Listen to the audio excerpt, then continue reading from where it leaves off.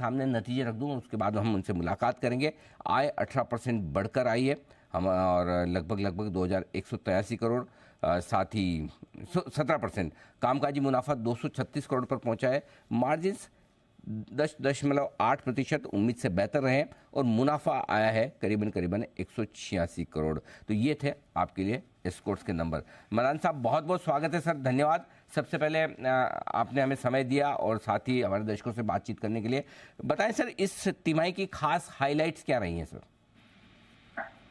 सोना जी, I think आप जैसे तीनों सेगमेंट हमारे एस्कॉर्ट के हैं, तो इस क्वार्टर में आप देखेंगे तीनों में अच्छी ग्रोथ देखने को मिली है। ट्रैक्टर, कंस्ट्रक्शन इक्विपमेंट और रेलवे, तीनों बिजनेस काफी अच्छे परफॉर्म किए हैं टॉप लाइन में अगर देखी जाए तो ओवरऑल आई थिंक ट्रेंड अच्छा रहा है। तो ट्रैक्टर इंडस्ट्री जो पहले 2 क्वार्टर्स में शुरू में जो साल शुरू हुआ था तो नंबर्स अच्छे नहीं थे और डी ग्रोथ की विजिबिलिटी लग रही थी, तो आगे जाके काफी मेकअप होगा। और लास्ट क्वार्टर में 18-19% की इंडस्ट्री की ग्रोथ आई। और कंस्ट्रक्शन इक्विपमेंट भी दिसंबर ऑनवर्ड्स अब देखेंगे तो बहुत अच्छी डिमांड आ रही है।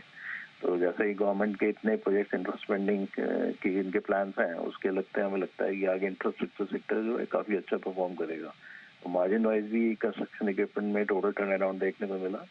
तो आई थिंक इतने जो पिछले 2 साल में एमिशन नॉर्म चेंजेस और जो कमोडिटी प्राइस इंक्रीजेस का जो इम्पैक्ट था वो फाइनली मार्केट में एब्जॉर्ब हो गया है, और अब थोड़ा कमोडिटी प्राइस सॉफ्ट हो रहे हैं, तो मार्जिन में भी इंप्रूवमेंट देखने को मिल रही है तीनों सेक्टर्स में।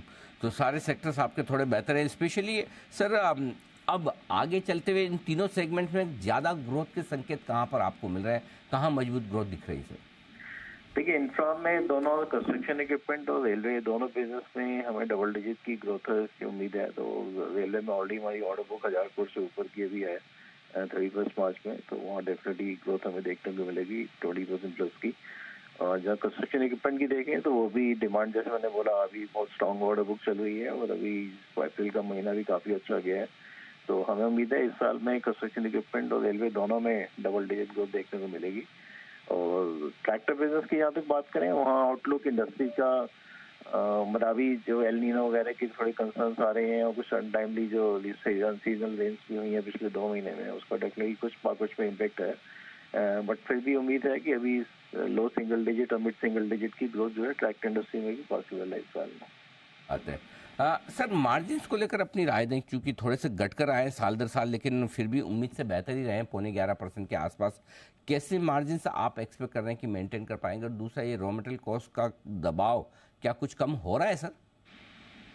हाँ जी, तो जैसे मार्जिन अभी हमने इम्प्रूवमेंट देखने को मिली है। ट्रैक्टर बिजनेस में भी रफली 8% मार्जिन हमारा इम्प्रूव है, जिसमें से रफली 50% जो इम्प्रूवमेंट था वो कॉमोडिटी प्राइस की सॉफ्टनिंग की वजह से आया, और बैलेंस जो था वो प्राइस इंक्रीज जो हमने थर्ड क्वार्टर में लिए थे अपने फेस्टिव सीजन के बाद में, तो उसका फुल इम्पैक्ट देखने को मिला। और अभी भी जो कॉमोडिटी प्राइसेस हैं सॉफ्ट ही हो रहे हैं, तो हमें लग रहा है कि आगे जाके भी अगले 1-2 क्वार्टर में उनका पॉजिटिव इम्पैक्ट आएगा मार्जिन पे। तो हमारा उम्मीद है कि जो हमारा प्री कोविड लेवल पे जो मार्जिन थे, तो जब हम FY24 के एग्जिट करेंगे लास्ट क्वार्टर में, तो हम मोर और लेस उन मार्जिन लेवल पे वापस आ पाएंगे जो FY20 तक हमारे मार्जिन होते थे। ओके, तो मार्जिन्स भी आपके बेहतर रहने की उम्मीद कर सकते हैं सर। वित्त वर्ष 2023 में तो वॉल्यूम ग्रोथ आपकी काफ़ी मजबूत रही है। 2024 के लिए ओवरऑल वॉल्यूम ग्रोथ और साथ ही रूरल डिमांड, इन दोनों को लेकर क्या आउटलुक है सर? तो रूरल डिमांड, जैसे मैंने बोला, अभी फर्स्ट क्वार्टर थोड़ा हो सकता है थोड़ा प्रेशर रहे, बिकॉज मार्च में इस बार फेस्टिव सीजन एडवांस हो गया था, तो इसलिए अप्रैल का महीना भी हमें इंडस्ट्री में डीग्रोथ देखने को मिली। But overall full year basis पे हमें उम्मीद है कि इंडस्ट्री जो है tractor industry mid single digit की ग्रोथ दिखाएगी। और जहाँ कंपनी की बात करें तो कहीं कंस्ट्रक्शन और रेलवे बिजनेस में हमें डबल डिजिट ग्रोथ की उम्मीद है। तो overall I think company overall revenue जो है कंपनी की हाई सिंगल डिजिट या close to double digit growth दिखा सकती है। तो ये आपके लिए डबल डिजिट की रूरल ग्रोथ आपके रहने की उम्मीद आप कर सकते हैं।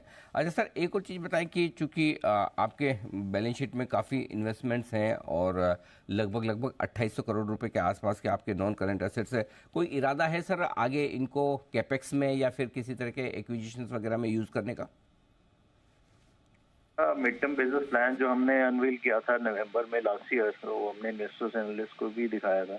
तो उसमें हमने अपनी कैपिटल एलोकेशन स्ट्रेटजी की भी दिखाई थी, जिसमें हमारा आगे जाके ग्रीनफील्ड प्लांट लगाने का प्लान है। जो हमारी कैपेसिटी ट्रैक्टर्स की है उसको डबल करना चाहते हैं, तो अभी 1.5 लाख से 3 लाख ट्रैक्टर पे लेके जाना है।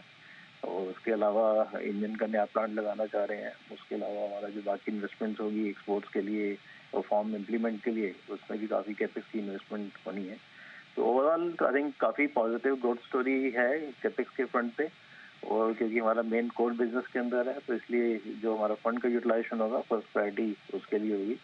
और सेकंड, इवन गोइंग फॉरवर्ड जो बाकी हमारा प्लान्स हैं for higher dividend based on जो कुबोटा का हमारा पॉलिसी है पे आउट की, उनका 40% पे आउट पॉलिसी है और हमारी अभी तक 20% की पे आउट पॉलिसी थी। तो between dividends and buyback also, तो आगे जाके वो नंबर जो है हम ग्रेजुअली इंक्रीज करना जा रहे हैं। तो अल्टीमेटली हमारा आइडिया है कि हम कुबोटा की पॉलिसी के साथ अलाइन करें और बाई FY 28 हम उसी 40% पे आउट लेवल पे आ जाए। बढ़िया सर। तो ये है आपके लिए अगले साल का आउटलुक भी एस्कॉर्ट्स की तरफ से। भरत मदान साहब, बहुत बहुत शुक्रिया सर आपका, हमें पूरा अपडेट देने के लिए, रिजल्ट्स पर बात करने के लिए और आगे का आउटलुक भी बताने के लिए। शुक्रिया। धन्यवाद सर। एस्कॉर्ट्स क्यूबोटा नंबर्स के बाद का एक्शन आपके लिए, आपके सामने। इस बीच